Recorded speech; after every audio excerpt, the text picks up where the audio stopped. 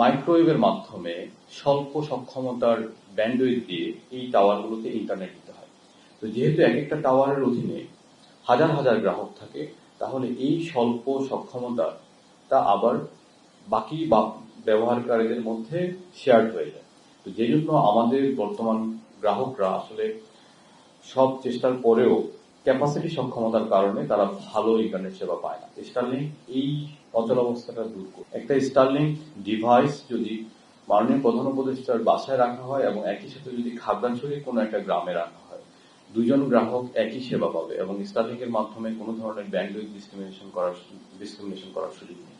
আমাদের আইএসপি সহ যারা আমাদের লোকাল ইন্টারনেট প্রোভাইডার আছে তাদেরকে সুরক্ষা দেওয়ার জন্য আমরা এই ডিভাইসটার উপরে মোবিলিটি সুযোগ পেয়ে নেই।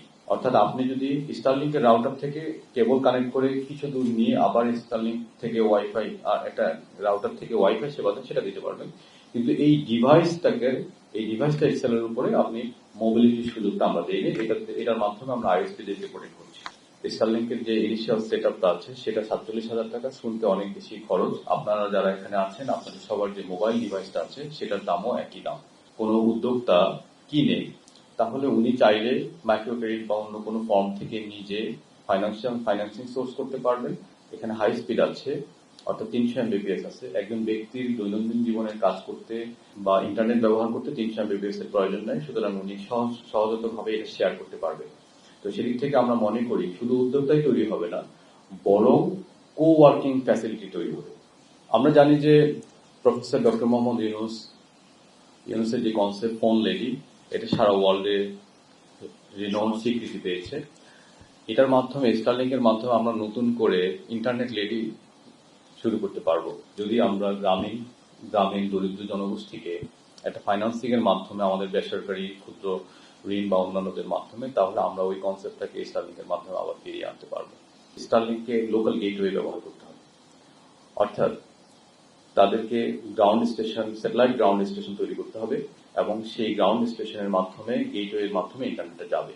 আমরা বলেছি তারা চাইলে বিকল্প এবং রিডান্ডেন্সির জন্য তারা চাইলে বিদেশি গেটওয়ে রাখতে পারবে, কিন্তু অ্যাক্টিভ ডিভাইসগুলো মনিটর করার জন্য, সেখান থেকে রেভিনিউ আর্ন করার জন্য এবং একই সাথে বাংলাদেশে যারা লাইসেন্স গেটওয়ে আছেন তাদের স্বার্থ রক্ষার জন্য আমরা বলেছি লোকাল গেটওয়ে ব্যবহার করতে পারবে।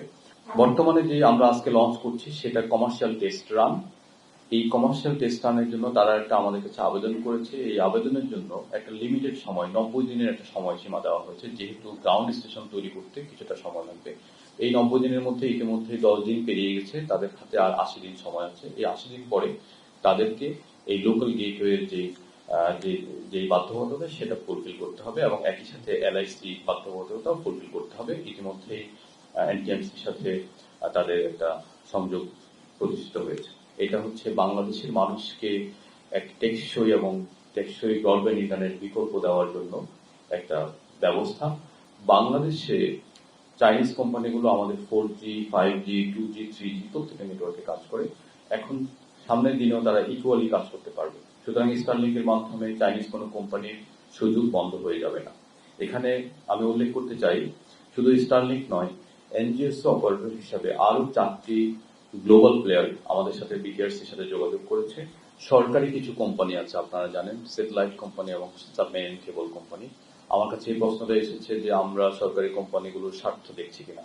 তা আমি উত্তরে বলবো হ্যাঁ, আমরা স্বার্থ দেখছি। স্টারলিংক ইতিমধ্যেই বাংলাদেশের সাবমেরিন কেবল কোম্পানির 2টো পোর্ট কিনেছে, 2টো 100 গিগ পোর্ট কিনেছে, অর্থাৎ 200 গিগ পোর্ট তারা এলসির মাধ্যমে কিনেছে। তো সেখান থেকে স্যাটেলাইট কোম্পানির রেভিনিউ বাড়বে। বিটিআরসি থেকে ইন্টারনেট গেটওয়ে হিসাবে লাইসেন্স দিয়ে থাকি, সেজন্য আমাদের লাইসেন্সগুলোর স্বার্থে তাদেরকে লোকাল গেটওয়ে ব্যবহার করতে হবে। নিয়ন্ত্রণের বিষয় দুটোই। আমরা চাইলে গেটওয়েগুলোকে সুস্পষ্ট নির্দেশনা দিতে পারবো এবং কানেক্টেড ডিভাইসগুলোকে মনিটরিং আওতায় রাখতে পারবো। ধন্যবাদ।